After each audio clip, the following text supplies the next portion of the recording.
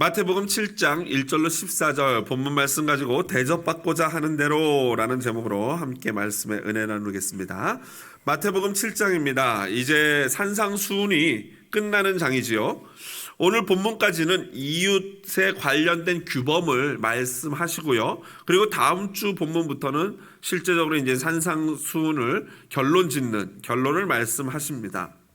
그런데 사실 오늘 본문 부분이 약간 논란의 여지가 있습니다. 왜 그러냐면은 여러분 읽어보셔서 알겠지만 내용상으로 뭔가 연관성이 있고 공통성이 있는 것 같다가 갑자기 좀 생뚱맞은 그러한 구절이 등장합니다. 이따가 자세히 살펴보긴 하겠지만 그렇기 때문에 어떤 비평학자들 좀 이 성경을 잘 믿지 않고자 하는 학자들은요 6절부터 11절 내용이 연관성 없이 이렇게 삽입된 내용이라고 문서 비평을 하기도 합니다. 하지만 오늘 본문은 사실 그 연관성을 찾는 게 중요한 게 아니라 그 내용 한마디 한마디 예수님이 하신 말씀을 한마디 한마디 깊이 새기면서 그 말씀의 의미를 쫓아가다 보면요 자연스럽게 그 내용이 이렇게 연관이 되는구나 라고 깨닫게 되는 것을 발견하게 될 것입니다. 오늘 저와 함께 오늘 본문을 차근차근 살펴보면서 이게 어떻게 연관이 되고 왜 이 구절이 여기에 들어갔는지에 대해서 함께 또 생각해 보도록 하겠습니다.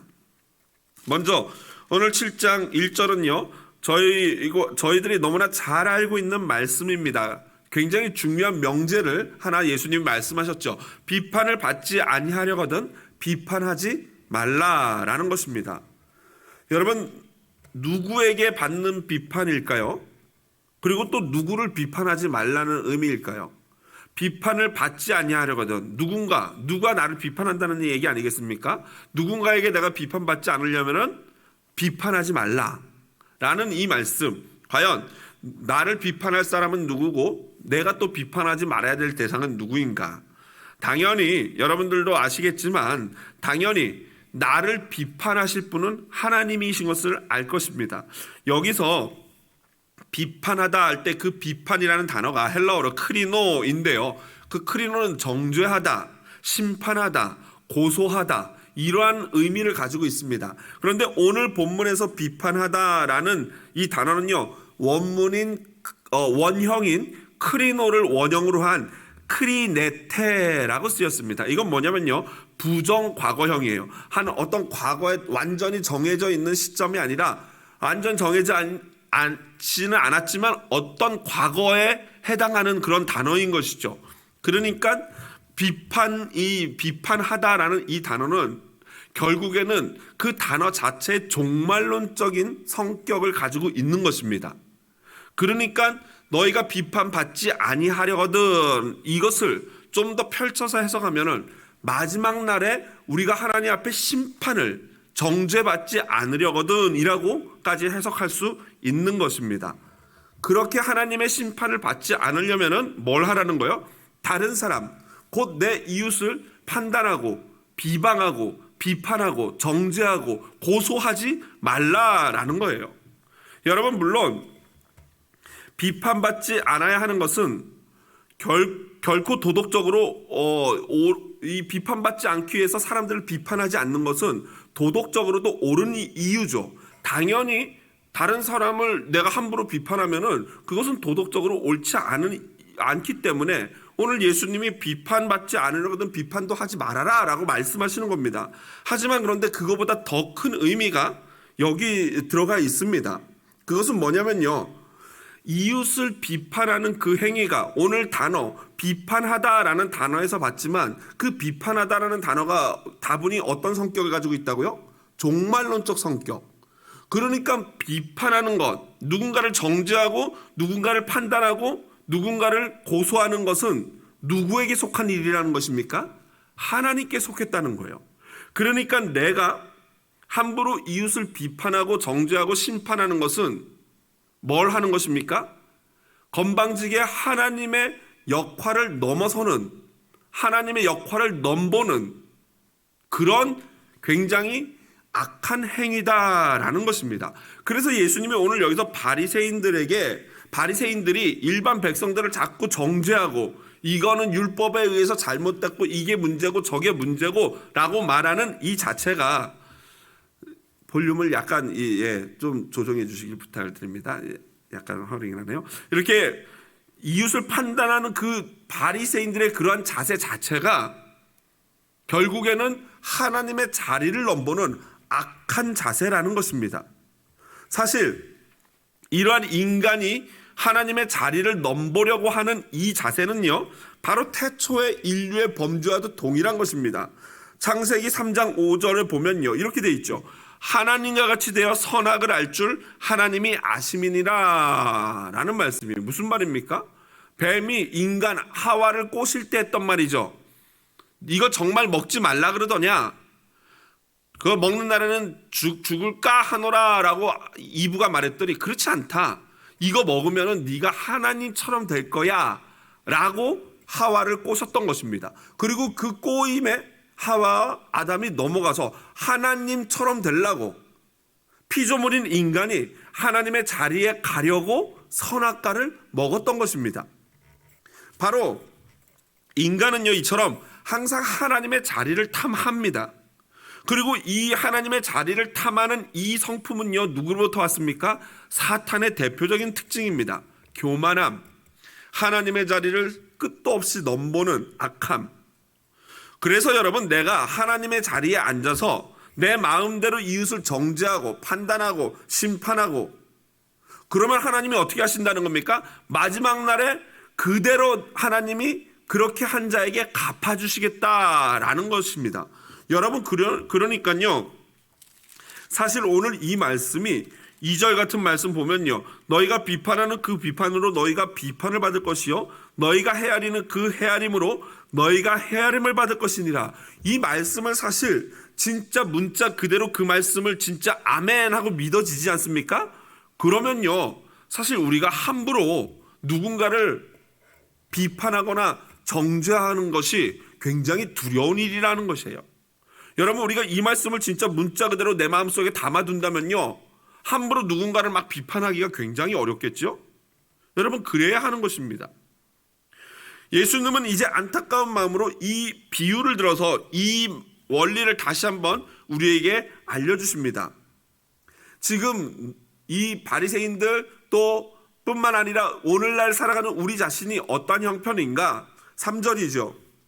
어찌하여 형제의 눈 속에 있는 티는 보고 내 눈 속에 있는 들보는 깨닫지 못하느냐. 여기서 상대방 눈에 있는 티 그리고 내 눈에 있는 들보는요, 각자가 가지고 있는 약점에 대한 비유법인데 과장이죠. 여러분, 이 눈에 들보, 그러니까 커다란 막대기가 들어갔다는 표현 자체가 이거 뻥 아닙니까? 뻥이죠. 예수님이 좀 과장하신 거죠. 그런데 이해하기 쉽게 그 눈에 나무가 몽둥이 이만한 게 들어가는 건 불가능한데요, 실제로 타인의 단점은 티끌만큼 요만할 수 있는데 나의 단점은 막 그냥 전봇대만할 수도 있다는 거예요. 그래서 예수님이 이렇게 과장해서 지금 비유하고 계십니다. 단점이라는 것은 눈에 막 이렇게 드러나고 만져지는 물질적인 것이 아니기 때문에 우리가 그냥 만질 수 없지 않습니까? 그러나 실제로 내가 가지고 있는 단점이 마치 전봇대처럼 큰 단점일 수 있다는 것입니다. 그런데 문제는 뭡니까? 내 자신이 그 내 단점은 못 보고 남의 티끌만한 단점은 너무나도 잘 본다는 거예요. 이상하게 요즘 주일 말씀도 그렇고 저번 주일 말씀 또 그렇고 하나님이 요즘 저와 우리 모든 성도님들에게 우리 자신을 더욱더 깊이 돌아보라고 이런 비슷한 류의 말씀을 주신다라는 생각이 들어요. 자꾸 우리 눈에는 남의 약점은 그렇게 잘 보이는데 나의 그렇게 큰 단점은 왜 안 보이는 것일까요? 장님이기 때문이죠. 영적인 장님. 그래서 지난주에 주일날 말씀드렸죠. 안약을 사서 어떡하라고요? 안약을 사서 눈에 바르라. 안약을 사서라도 발라서 성령의 안약을 발라서라도 내 자신이 어떠한 존재인지를 보아야 합니다. 내 자신이 어떠한 존재인지를 보지 못하고 남의 단점만을 보는 사람을 뭐라 그러냐면요, 예수님이 오늘 본문에 보니까 5절에 외식하는 자여 라고 말씀하세요. 이 외식하는 시리즈는 우리 6장에 계속 나오지 않았습니까? 6장에서 구제의 외식, 기도의 외식, 그리고 금식을 하면서 외식하는 자들에 대한 이야기가 쭉 나왔어요. 그러니 이제 오늘 또 여기 같이 내용이 연관성이 있는 거죠. 이어집니다. 한마디로 사람의 이 성품과 장단점에 있어서 외식하는 자가 되는 거예요. 자기도 모르게. 여러분, 그래서 오늘 본문을 보면요, 우리 자신을 제대로 보고 난 후에야 우리도 남을 제대로 볼 수 있어요. 오늘 성경에 보니까 이렇게 5절 마지막 부분에 보니까요, 내 눈 속에서 들보를 빼어라. 그 후에야 밝히 보고 형제의 눈 속에서 티를 빼리라. 먼저 내 문제, 내 단점, 내 그런 문제를 해결하지 않고는 결코 남의 것을 함부로 판단하거나 말할 자격도 안 되고 할 수도 없다라는 것입니다. 여러분, 그래서 지난번에 제가 한번 말씀드린 것 같은데, 분당 우리 교회에서 사역할 때 어떤 처음 오신 목사님이 신방을 갔는데, 그날 날씨가 그렇게 좋았대요. 그래서 날씨가 한참 밝고 좋아서 신방을 가서 성모님 집에 신방을 가서 집에 들어갔는데, 이상하게 집이 너무 캄캄하더래요. 그래서 집사님, 죄송한데 이 불 좀 켜주시겠습니까? 그랬더니 그 집사님 하는 말이, 목사님 죄송한데 선글라스를 벗으시는 게 어떨까요? 이러시더랍니다. 그러니까 운전하면서 날씨가 너무 좋아서 선글라스를 끼고 갔는데, 모르고 그냥 그대로 그 목사님이 이 눈이 안 좋으셨는데 이제 도스 들어간 선글라스다 보니까 그걸 인지를 못하고 그냥 너무 햇살이 밝으니까 그 안경을 쓰고 그대로 선글라스를 끄고 들어간 거예요. 그래서 엄청 웃으면서 신방을 시작했다라는 그 얘기를 신방 다녀와서 해줬는데요, 그와 똑같습니다. 내가 끼고 있는 이 선글라스를 벗지 않고는요, 남을 제대로 볼 수가 없어요. 내가 빨간색 선글라스를 끼면은 모든 게 벌겋게 보이는 겁니다. 내가 파란색 선글라스를 끼면 모든 게 파랗게 보이는 거예요. 그러므로 여러분, 우리 눈에 있는 들보, 나의 단점을 먼저 제대로 보고 나서야 남을 판단할 수 있습니다. 그런데 여기 오늘 굉장히 생뚱맞은 이제 구절이 들어와 있습니다. 바로 6절이죠. 같이 한번 읽어보겠습니다. 거룩한 것을 개에게 주지 말며 너희 진주를 그것을 발로 밟고 돌이켜 너희를 찢어 상하게 할까 염려하라. 굉장히 앞의 내용과 사실은 연관성이 없어 보입니다. 아니, 갑자기 서로 비판하지 말라고 한참 말씀하시다가 갑자기 거룩한 것을 개에게 주지 말라라고 말해요. 그래서 아까 문서 비평학자들이 그러한 어떤 이 6절부터 삽입된 거다라고 엉터리 주장을 하는 것입니다. 자, 그렇다면 먼저 이게 무슨 내용인지를 살펴보면서 이게 왜 앞구절과 상관이 있는지를 보겠습니다. 먼저 거룩한 것이 여러분 무엇입니까? 거룩한 것이 1차적으로 이 비유에서 보면 1차적으로 6절에 보니까 너희 진주라고 나와 있습니다. 그러니까 거룩한 것이라는 것은 귀한 것, 보물, 그런 것이죠. 진주와 같은 것이죠. 1차적으로. 그리고 그걸 개나 돼지에게 던지지 말래요. 왜 그렇습니까? 개나 돼지에게 진주 주면 좋아해요, 안 좋아해요? 별로 안 좋아합니다. 왜냐면 그 값어치를 모르니까. 먹는 건 줄 알고 냉큼 씹었다가 이빨만 아프고 이만 아프니까 화를 내죠. 그래서 으르렁거리면서 돌이켜 뭐 한다고요? 너희를 찢어 상하게 할까? 먹는 건 줄 알고 달려들었다가 먹는 게 아니니까 화나가지고 괜히 해코지나 한다. 그런 말씀이신 것입니다. 여러분, 이 거룩한 것, 이것을 이제 1차적인 해석이 이거라면은 영적인 것으로 바꾸자면은 거룩한 것은 귀한 영적인 교훈이에요. 넓게는 복음이에요. 진리예요. 그런데 이런 귀한 교훈이나 권면이나 복음, 이런 것들을 개나 돼지에게, 즉 외식하는 자, 교만한 자, 거만한 자에게는 하지 말라는 거예요. 여러분, 잠언 9장 7절 8절 화면 보면서 한번 볼까요? 이렇게 되어 있습니다. 거만한 자를 징계하는 자는 도리어 능욕을 받고 악인을 책망하는 자는 도리어 흠이 잡히느니라. 거만한 자를 책망하지 말라. 그가 너를 미워할까 두려우니라. 지혜 있는 자를 책망하라. 그가 너를 사랑하리라. 여러분, 지금 뭔가 위에 말씀이랑 이제 관계가 있어 보이죠? 왜 이 거룩한 교훈, 권면을 아무에게나 하지 말라고 하는지. 그러니까 거룩한 것을 개나 돼지에게 주지 말라는 것은요, 권면이나 좋은 교훈이나 좋은 이 말씀을 거만하고 교만하고 악한 자들에게는 함부로 이렇게 막 주지 말라는 의미인 것입니다. 그래서 이 말씀을 저는 개인적으로 윗단락에 추신, PS라고 표시하는 추신이라고 생각합니다. 덧붙이는 거죠. 예수님이 비판하지 말라 그랬어요. 맞아요. 비판은 하면 안 돼요. 그러나 그 예수님의 비판하지 말라는 말씀이 성도 간의 아름다운 권면까지도 못하게 할까 염려되는 부분이 있습니다. 그래서 예수님이 이런 말씀을 하시는 거죠. 비판은 하지 않아야 되지만 권면은 얼마든지 할 수 있고 또한 해야 합니다. 진심으로 사랑을 담고 진실되게 성도 간에 서로 진실된 마음을 서로 이야기하고 상대방의 이런 연약한 점을 가르쳐주고 도와서 성장하고 변화할 수 있도록 하는 것은 교회가 할 일이에요. 그래서 이 자신의 어떤 영적인 지도자나 자신의 어떤 멘토라든가 내 권위자에게 이러한 권면을 받고 말씀을 듣는 것만큼 귀한 것은 없어요. 이것은 성경이 말하는 원리이고, 앞선 말씀에서도 보면요, 예수님이 뭐라 그랬어요? 5절에 보면은 내 눈 속에 들보를 빼어라. 그 후에야 밝히 보고 형제의 눈 속에서 티를 빼리라. 한마디로 멘토나 지도자가 될 수 있는 사람들은 먼저 자신의 형편을 잘 살필 줄 아는 사람이어야 돼요. 내가 어떠한 약점이 있고 내가 어떠한 존재인지를 정확히 알고 난 사람이 멘토가 되고 선생이 되고 교사가 되어서 그 다음 연약한 자들의 티끌 같은 단점이 있는 자들의 그 티끌을 사랑으로 가르쳐주고 고쳐주고 도와주고 해야 한다라는 게 바로 오늘 말씀의 연관성인 것입니다. 그래서 여러분, 데살로니가전서 5장 11절 보면요, 화면 보시고 읽어볼까요? 그러므로 피차 권면하고 서로 덕을 세우기를 너희가 하는 것 같이 하라. 피차 뭐 하라고요? 권면하고. 필수입니다. 교회가 교제를 한다는 게 그냥 먹고 놀고 웃고 즐기고 농담 따먹기 하고 그러는 게 아니에요. 교회에서의 교제는 서로 권면하는 거예요. 아, 집사님 예배 같이 나옵시다. 집사님 우리 같이 기도합시다.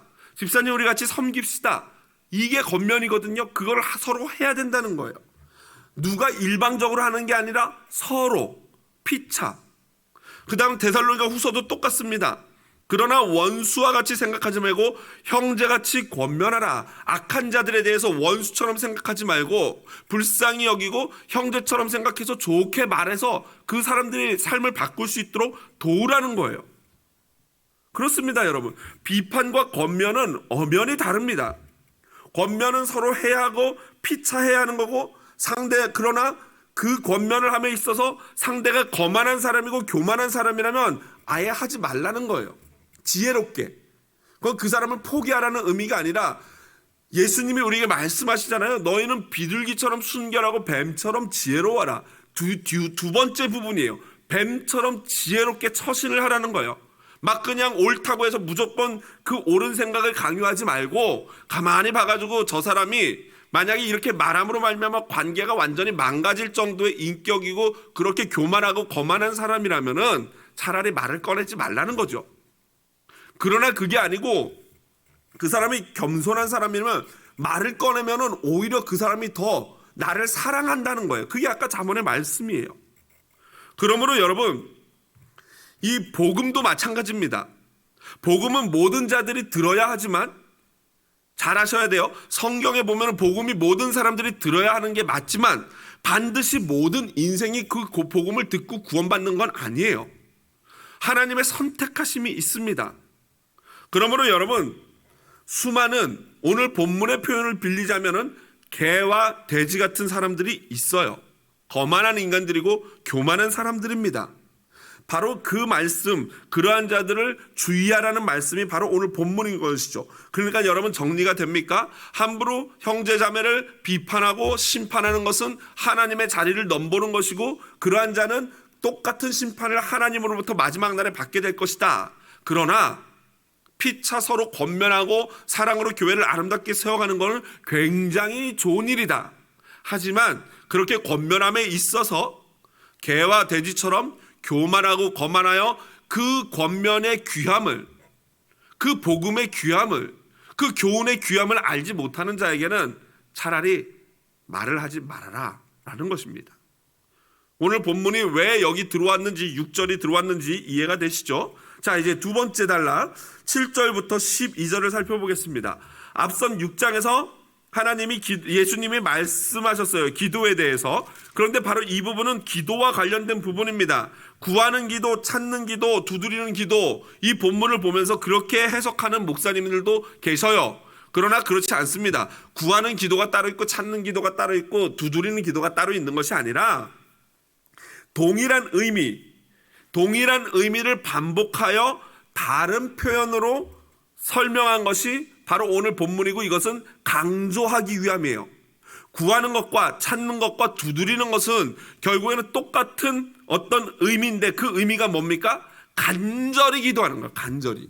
온 힘을 다해서 간절히 찾고 간절히 구하고, 진짜 이 문 안 열리면은 나는 이제 죽었다 라고 생각하면 간절히 열어주세요 막 두들기면서 문을 열어달라고 외치는 그런 간절한 기도를 구하고 찾고 두드리는 것으로 3번 반복하여 강조하고 있는 것입니다.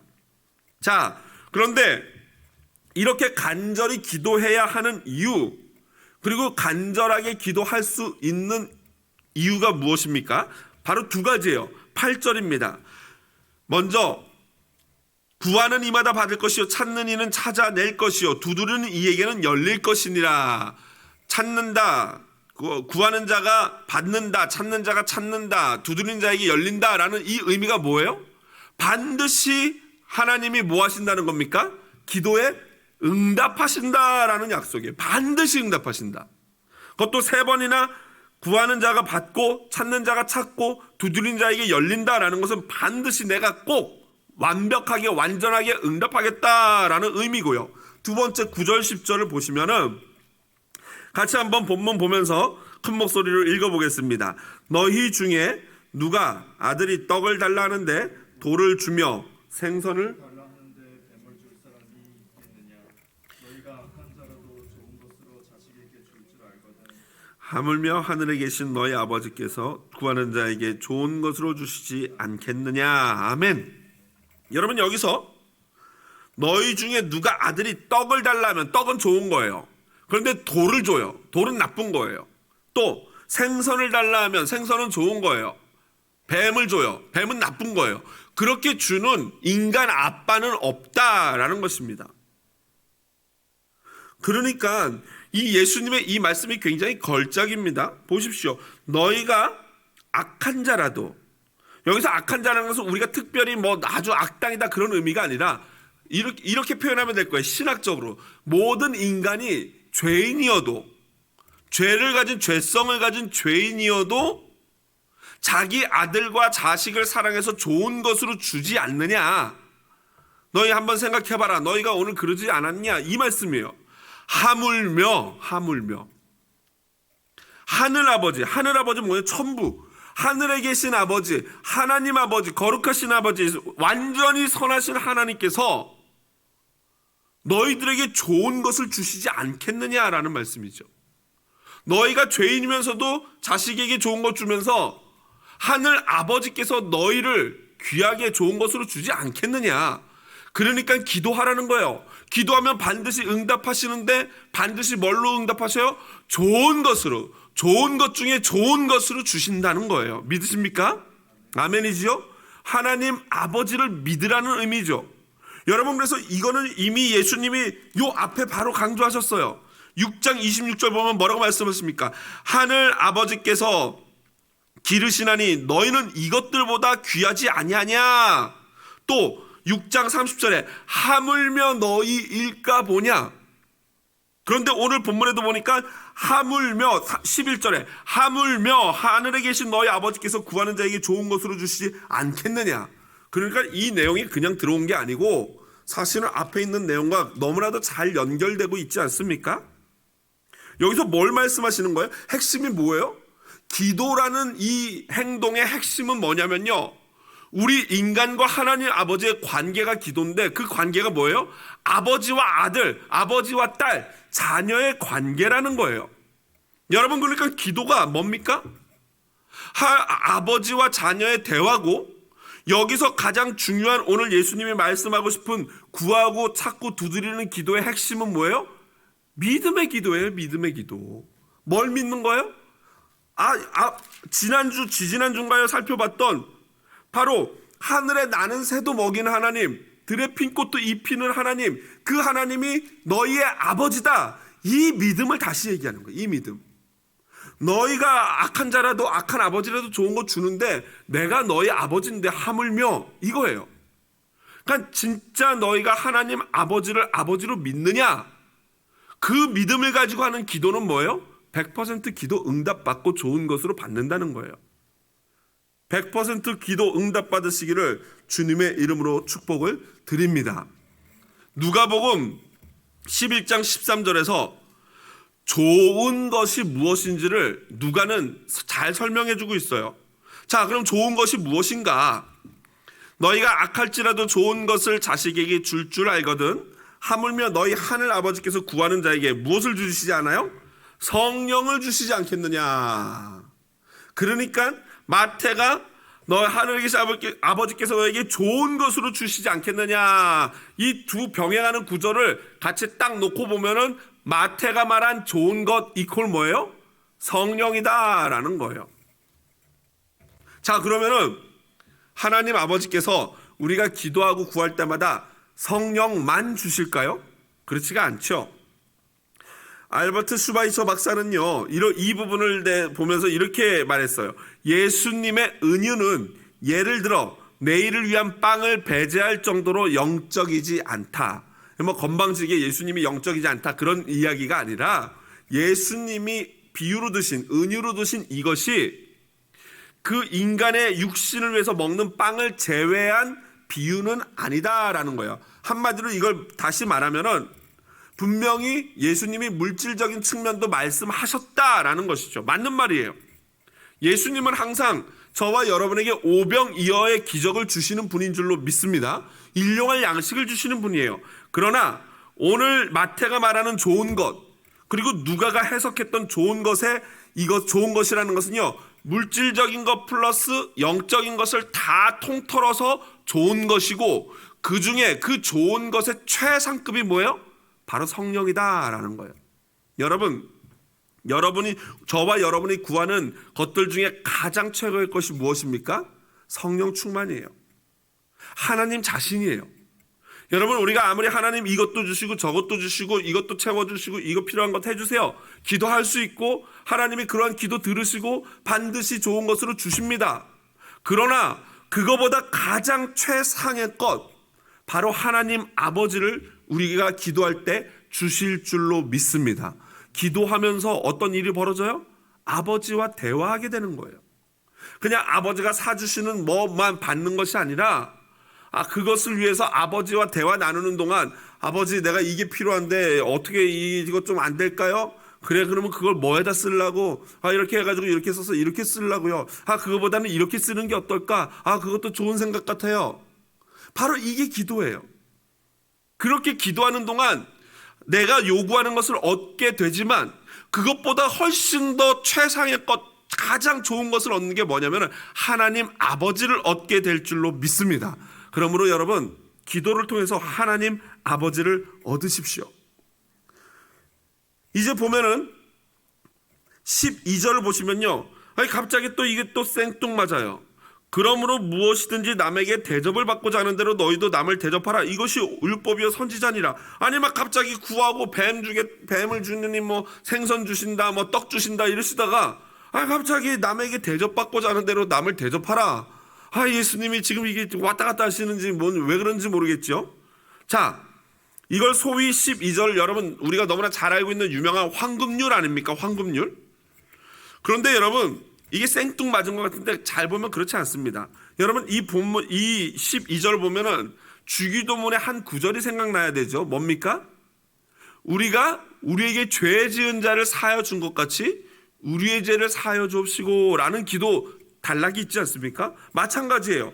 하나님께서 우리에게 좋은 것을 주실 건데, 주셔야 하는데, 그러기 위해서는 우리가 어떻게 해야 됩니까?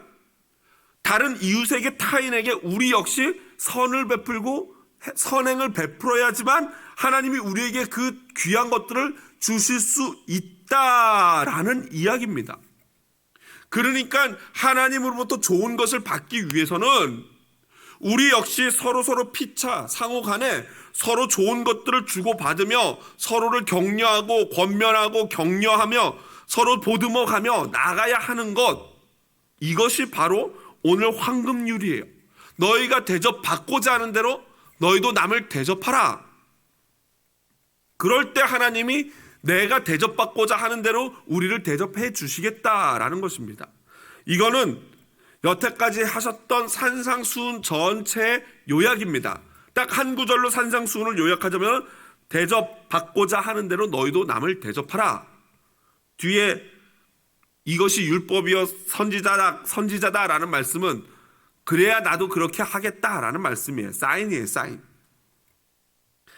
여태까지 앞에 쭉 5장부터 계속 하셨던 모든 말씀이 바로 이 황금률에 걸리는 겁니다. 여기에 걸려요. 이 앞에 말씀들을 해야 하는 이유가 바로 이거예요. 황금률이에요. 너희가 이렇게 행할 때 나 역시 그러한 은혜를 주겠다라는 거예요. 자, 말씀을 마무리합니다. 이제 13절 14절인데요. 이것도 역시 갑자기 또 좁은 문이 나오죠. 왜 그러냐면 이게 오늘 말씀의 결론이자 산상수훈 전체 결론을 여는 서두예요. 이제 사실은 13절부터 29절, 다음 주에 살펴볼 29절까지 말씀이 산상수훈 전체 결론이라고 할 수 있는데 그 부분의 서두가 오늘 13절 14절이죠. 뭐라고 말씀하십니까? 결국 좁은 문으로 가라. 그리고 생명으로 인도하는 문은 좁고 길이 협착하여 찾는 자가 적다라는 말씀이에요.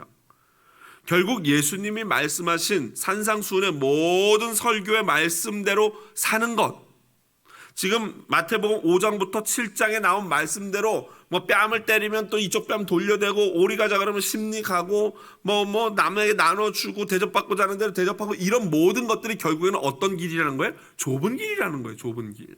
쉽지 않아요. 여러분, 그게 쉽겠습니까? 쉬우면 우리 예수 믿는데 이렇게 우리 자신이 늘 힘들고 고민하겠습니까? 그렇지 않죠.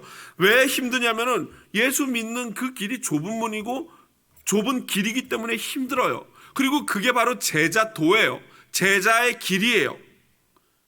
예수님은 요한복음 10장 9절에 내가 문이니 누구든지 나로 말미암아 들어가면 구원을 받고 라고 말씀하셨어요. 또 14장 6절에 예수께서 이르시되 내가 곧 길이요 진리요 생명이니 그랬어요. 한마디로 이 산상수훈의 이 결론 부분으로 들어가는 서두는 오직 예수님 따라 예수님처럼 예수님 안에서 살라는 것입니다. 여러분, 결코 좁은 길이 어려운데 그 길을 갈 수 있는 유일한 비결은 예수 안에 사는 거예요.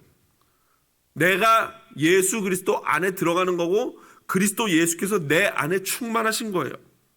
그러면 이 길이 쉽습니다.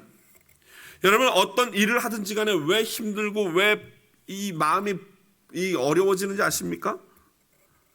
오직 예수님만 빛나게 하려는 마음, 각오만 있다면요, 나머지 것들은 별로 중요해지지 않습니다.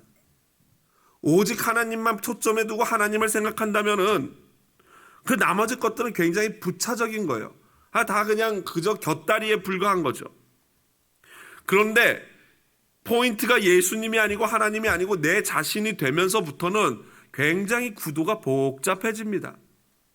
내가 칭찬받아야 되고 내가 두드러져야 되고 내가 드러나야 되고, 말과 그냥 행동, 이 겉으로 보여지는 것은 하나님께만 영광 돌린다고 하지만 내심 중요한 것은 내가 어떻게 비춰지느냐가 중요하기 때문에 점점 일이 복잡해지는 것입니다. 그러므로 오늘 말씀을 명심하십시오. 길은 좁습니다. 나는 죽고 예수가 살아야 합니다. 그것이 바로 제자의 삶입니다.